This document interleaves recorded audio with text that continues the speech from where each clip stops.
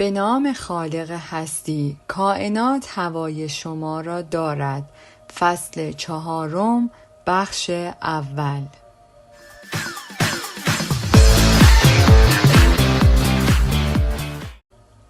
قدرت ارتعاشات شما از قدرت کلام شما بیشتر است. فصل‌های اول کتاب به بیان این مفهوم پرداختند که واقعیت زندگی شما توسط ذهنیت‌ها و ایده‌های درونیتان شکل گرفته است. اکنون زمان آن رسیده که برای درک چگونگی تأثیر افکار و کلماتمان بر میدان انرژی خود و همینطور تأثیر میدان انرژی بر زندگی به تمرین جدیدتری بپردازیم. بر اساس کتاب دوره‌ای در معجزات هیچ فکر بیهوده‌ای وجود ندارد. همه افکار ما در یک سطح شکل می‌گیرند. وقتی شما افکاری خوب و مثبت داشته باشید و از کلمات نیرومند استفاده کنید، احساس خوبی دارید، اما وقتی افکارتان بر کمبودها، قضاوت و جدایی متمرکز باشد، احساس بدی به شما دست می‌دهد. افکار و کلام شما می تواند بر سیستم عصبی، انرژی و در حقیقت تمام زندگی شما تأثیر بگذارند. به چگونگی تأثیر افکار و کلمات خود بر انرژیتان دقت کنید. انرژی شما بزرگترین منبع نیروی شماست. هر ارتعاشی که از خود ساطع می کنید همان را دریافت خواهید کرد. اگر ارتعاشات مثبت و سرشار از عشق باشد، ارتعاشات مثبت دریافت می کنید و اگر ارتعاش شما ضعیف باشد، ارتعاش ضعیفی هم دریافت خواهید کرد. بنابراین قدرت شما در گروی این است که بتوانید سطح انرژی خود را در هر زمان که بخواهید تغییر دهید تا احتمال دریافت ارتعاشات پرقدرت و محبت آمیز را افزایش دهید. یوگی بهاجان از اساتید یوگا که تعالیم کندلینی را وارد غرب کرد میگوید اگر حضورتان تأثیری نداشته باشد، کلامتان هم تأثیری نخواهد داشت. یکی شدن با حضور خود بدین معناست که اجازه داده اید انرژی کائنات در شما رخنه کرده و به طور طبیعی در وجودتان جریان یابد.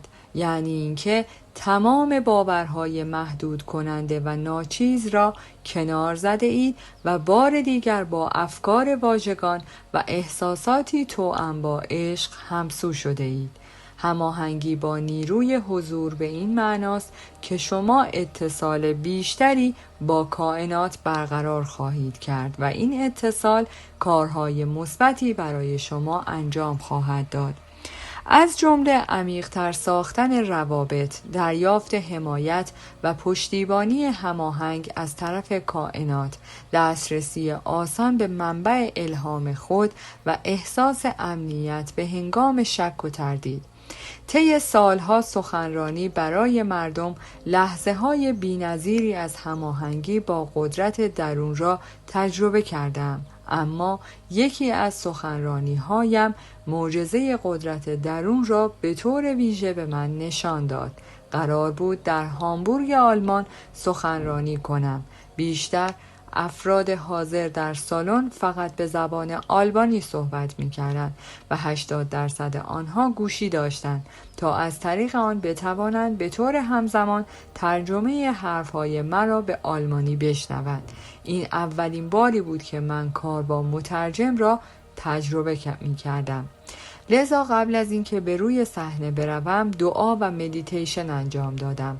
از کائنات خواستم تا مرا برای خدمت به گروه یاری کند. بعد سخنرانی خود را به راهنمای درونم سپردم. لحظه ای که وارد سالن شدم و روی سن آمدم، صدای راهنمای درونم را شنیدم که به من میگوید به کلمات متکی نباش، به حضور خودت تکیه کن. این الهام درونی عمیقاً مرا تحت تاثیر قرار داد. به آرامی شروع به صحبت کردم و اجازه دادم تا خودم نیز تحت تاثیر داستانهایی را که تعریف می کنم قرار بگیرم.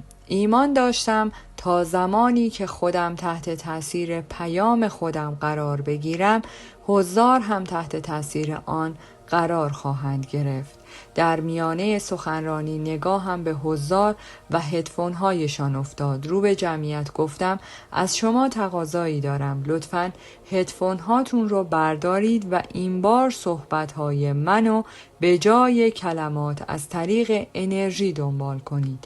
همه حاضران موافقت کردند و گوشی های خود را برداشتند و در آن لحظه احساس کردم که با جمعیت در حال رقص هستم و با آنها از طریق ارتعاشاتم صحبت می کنم.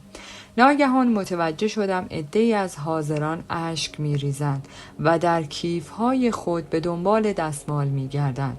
آنها بدون نیاز به ترجمه حتی یک کلمه از حرف‌های من توانسته بودند ارتعاشات کلام مرا دریافت کنند و منظور مرا بفهمند. به صحبت‌های خودم ادامه دادم و دیگر هیچ یک از حضار تا پایان سخنرانی از هدفون خود استفاده نکرد. صبح روز بعد طبق برنامه برای سخنرانی به مقصد لندن پرواز کردم. سخنرانی من جز سخنرانی‌های پایانی مراسم آن هفته بود و حاضران از صبح شنبه تا بعد از ظهر یک شنبه بجز سخنرانی من در چندمین سخنرانی دیگر نیز شرکت کرده بودند. بنابراین هنگامی که برای سخنرانی روی سن رفتم همه آنها بسیار خسته بودند. از همه بدتر این بود که من دیر رسیدم و رختکن کاملا پر شده بود. من هم به جای عذرخواهی از بقیه و انجام مدیتیشن در جایی خلوت شروع کردم به پرسه زدن و صحبت کردن با دیگران.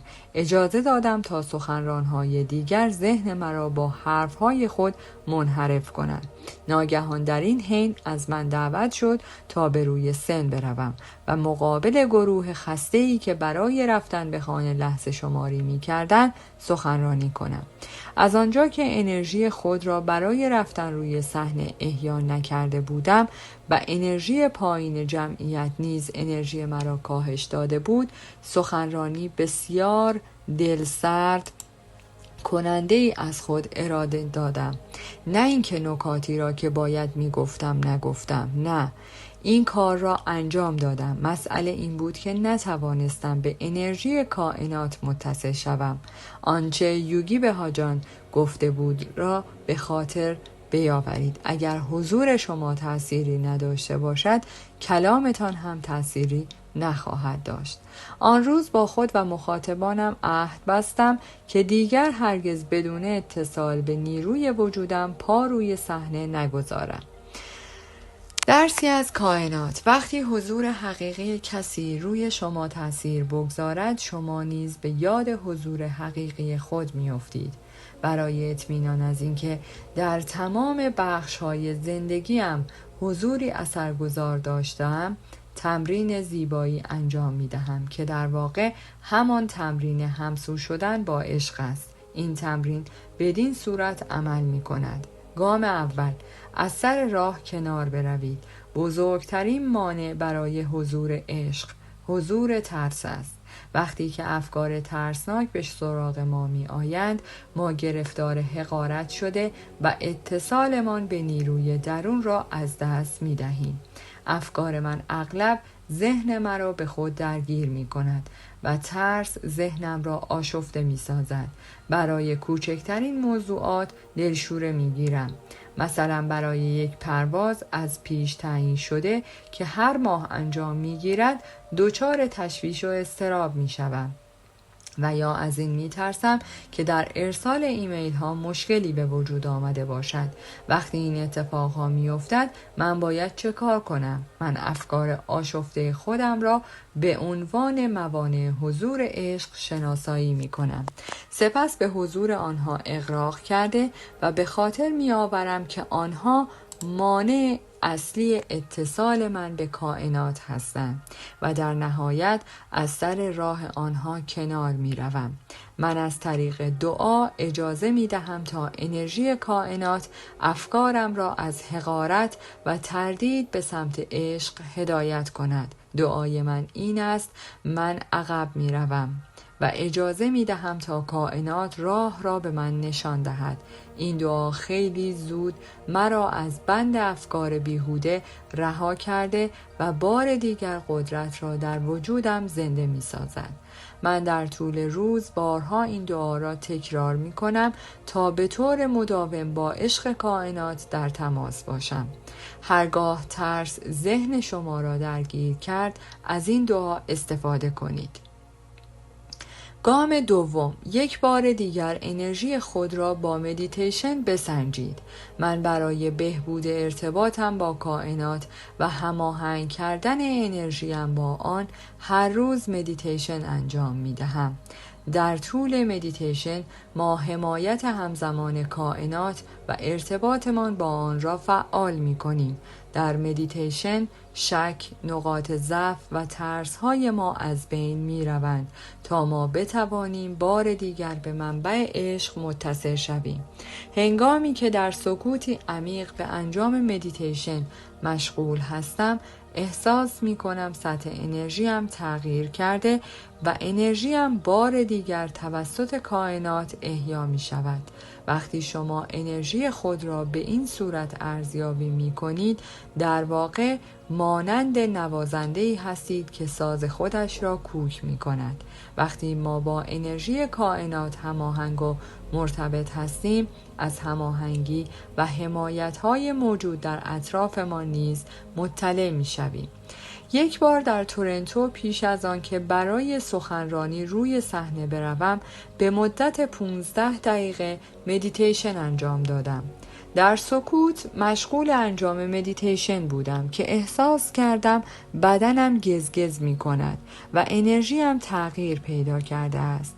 بعد شروع کردم به تصویرسازی خودم را در حالی تصور کردم که روی صحنه و در مقابل جمعیت زیادی از مردم ایستادم.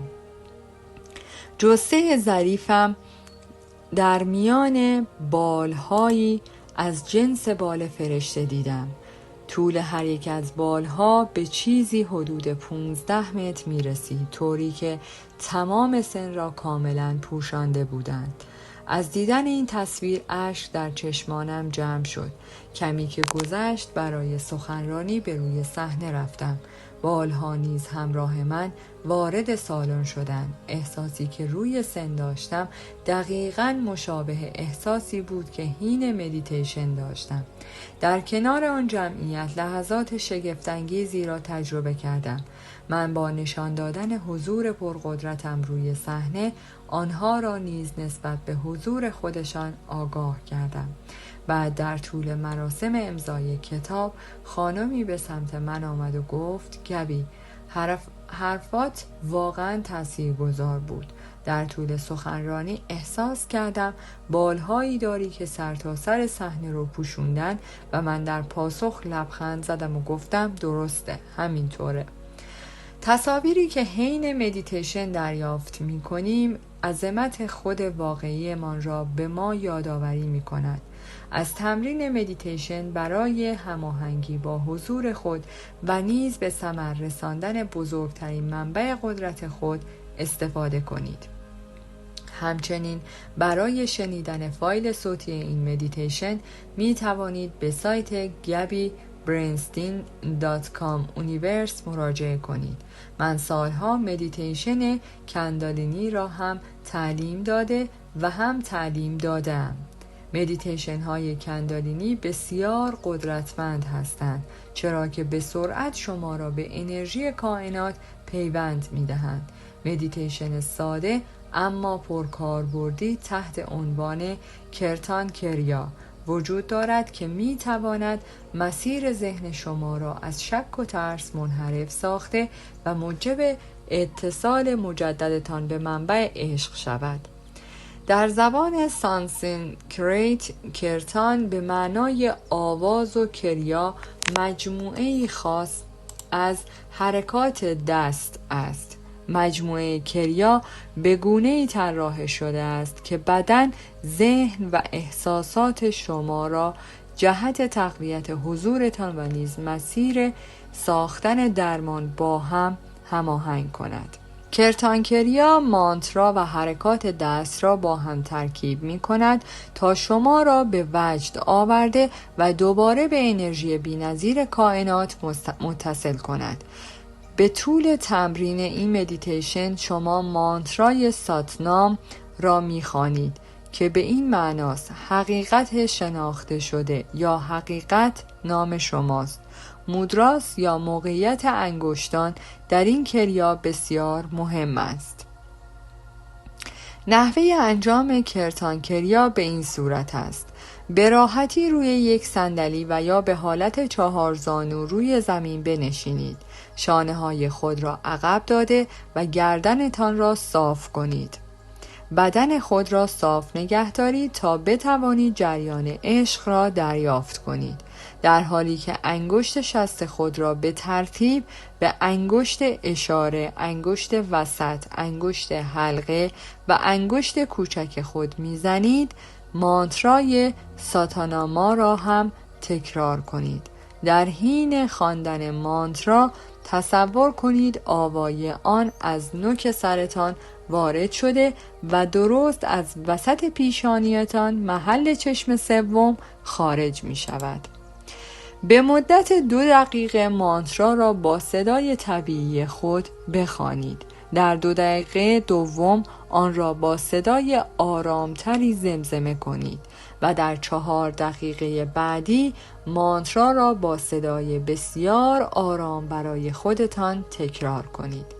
حال ترتیب فوق را برعکس انجام دهید. 2 دقیقه زمزمه کرده و بعد 2 دقیقه مانترا را با صدای بلند تکرار کنید. این کار را جمعاً به مدت 12 دقیقه انجام دهید. برای پایان دادن به مدیتیشن نفس عمیقی بکشید. دستها را بالای سر برده و بعد آنها را به آرامی پایین بیاورید و کنار بدنتان قرار دهید. این تمرین را به مدت 12 دقیقه انجام دهید. توصیه می شود مانترای خود را همراه با موسیقی موجود در سایت gabbybrinston.com/universe بخوانید. ثابت شده است که انجام مدیتیشن کرتانکریا به مدت 12 دقیقه در روز میزان استرس شما را کاهش داده و موجب افزایش فعالیت در قسمت‌هایی از مغز که وظیفه پشتیبانی از حافظه را بر عهده دارند می شود. برای کاهش سرعت خود در زندگی و هماهنگی بیشتر با کائنات این مدیتیشن را تمرین کنید. گام سوم، اهداف توانمند کننده تعیین کنید. همین که بخواهید در کارها حضوری اثر بخش داشته باشید، برای همسو شدن با عشق کافی است. تعیین هدف هم می تواند به اندازه اعلام آمادگی شما برای اتصال مجدد به حضورتان مهم و اساسی باشد. این اعلام آمادگی پیامی به کائنات می‌فرستد مبنی بر اینکه شما مشتاق رهایی از ترس و هماهنگ کردن نیرو و افکارتان با منبع عشق هستید. هرگاه متوجه شدید که این هماهنگی را از دست داده اید، هدف خود را از بازگشت مجدد به هماهنگی قرار دهید. اهداف شما از آنچه تصور می کنید قدرتمندتر هستند. به اهدافی که در طول روز برای خود تعیین می کنید بیندیشید. هدفتان چیست؟ اینکه کارهایتان را به سرعت انجام دهید، به موفقیت برسید، از پیام‌های منفی دوری کنید و یا اینکه صرفاً روزتان را بگذرانید. چه میشد اگر به جای این کارها داشتن حس خوب را هدف خود قرار میدادید؟ درسی از کائنات. اهداف شما واقعیت زندگیتان را رقم میزنند. ماجرایی از دوستم جسیکا اهمیت نیروی هدف را برای شما روشن می کند. جسیکا همواره از اینکه تنها دختر مجرد در میان دوستانش بود می نالید و گله می کرد. او حتی تمام تلاشش را به کار می گرفت تا همسری برای خودش پیدا کند. تمام افکار، کلمات و انرژی جسیکا روی این مسئله متمرکز شده بود که هیچ مورد مناسبی برای ازدواج پیدا نمی شود. سرانجام من به عنوان دوستش تصمیم گرفتم تا در این مسئله مداخله کنم. به جسیکا گفتم اینکه مدام بگویی از مجرد بودن ناراحتی و یا اینکه مورد مناسبی برای ازدواج وجود ندارد دردی از تو دوا نمی شود و انرژی که صرف گفتن این حرفا به خودت و دیگران می کنی هیچ کمکی به حل مشکلات را نمی کند. به جسیکا توضیح دادم چگونه تمرکز منفیش روی این مسئله انرژیش را کاهش داده و به این ترتیب از میزان جذابیت او برای پیدا کردن یک همسر خوب کاسته است. در نهایت او را به چالش کشیدم و از او خواستم که هدف جدیدی برای خودش تعیین کند. به جای اینکه روزها را صرف نالیدن درباره نداشتن همسر کند، به این احتمال بیندیشد که همسری خوب برای او وجود دارد. جسیکا توصیه های مرا پذیرفت. طی 3 هفته تمرکز خود را از روی آن موضوع به موضوع دیگری تغییر داد و هر روزش را با هدف تمرکز بر جذب یک همسر خوب آغاز می کرد. او در سایت های همسریابی کولاک کرد، در موقعیت های اجتماعی مختلف حضور پیدا می کرد و می درخشید.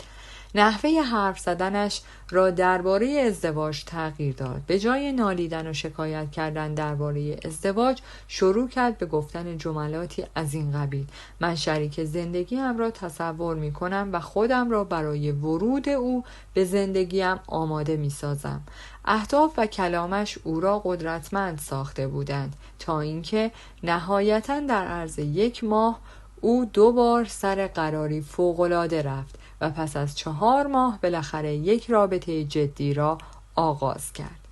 درسی از کائنات. کائنات همان ارتعاشی را دریافت می کند که شما می فرستید. این داستان جسیکا برای شما هم آشنا بود. شما چگونه مانع جریان یافتن انرژی مثبت به سمت خواسته های خود می شوید؟ اگر آماده اید تا جهت تمرکز خود را تغییر دهید، از همین حالا شروع کنید و هدفی تازه برای خودتان تعیین کنید. تصمیم بگیرید که افکار منفی و سطح انرژی خود را تغییر دهید. آن قسمت از زندگی را که مانع ورود عشق به آن می شدید شناسایی کرده و هدف تازه‌ای برای حل این مشکل تعیین کنید. شاید هدف شما این باشد که بیشتر خوش بگذرانید و یا اینکه بیشتر روی داشته های خود تمرکز کنید تا نداشته ها. ذهنیت ترسناک خود را تغییر دهید و ذهنیت جدیدی را تحت حمایت عشق باشد به جای آن ایجاد کنید.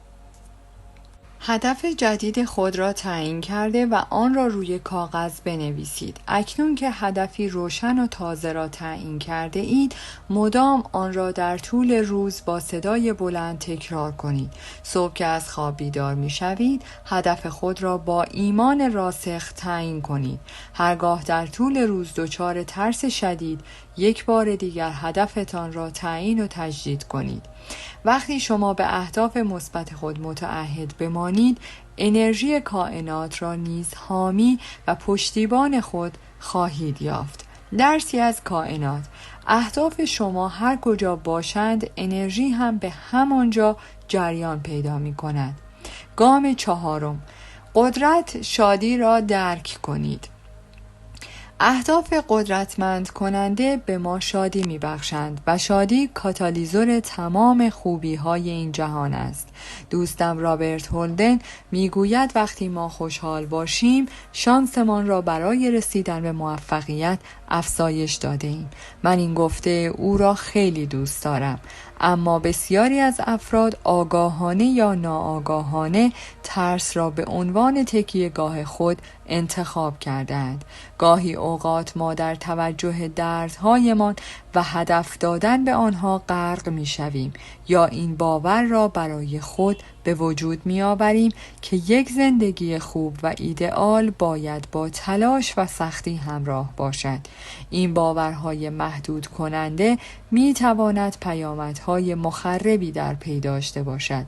در حقیقت هرچه شادتر باشیم، نور و روشنایی بیشتری به دنیا می‌بخشیم. قدرت بیشتری برای ابراز وجودمان داریم و انرژی مثبت بیشتری از خود ساطع می کنیم.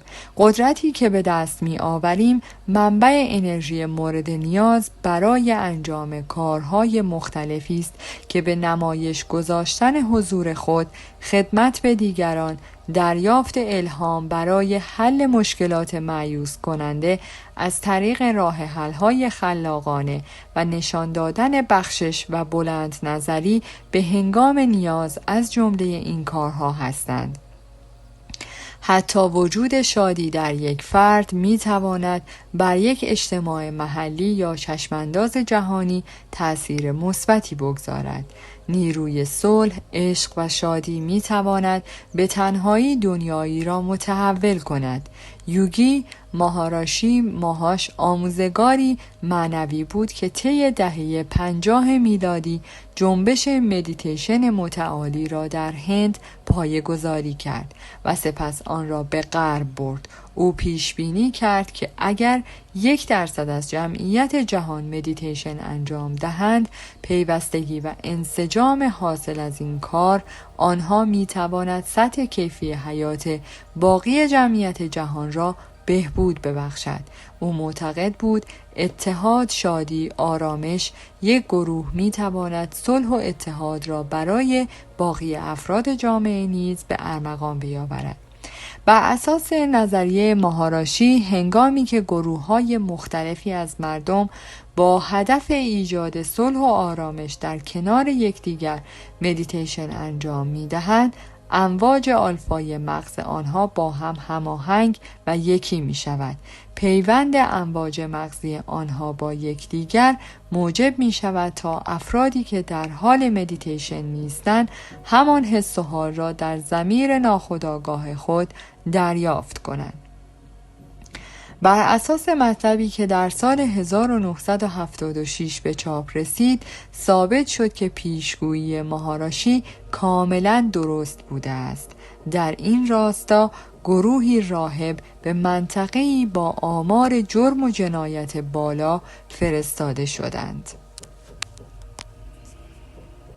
در پایان از شما دوستان عزیزم می‌خواهم برای حمایت بیشتر ما کانال ما را به دوستان خود معرفی کنید. برای انرژی بیشتر ما رو لایک کنید و برای ادامه پرقدرت‌تر سابسکرایب. تا درودی دیگر، درود و 200 بدرود.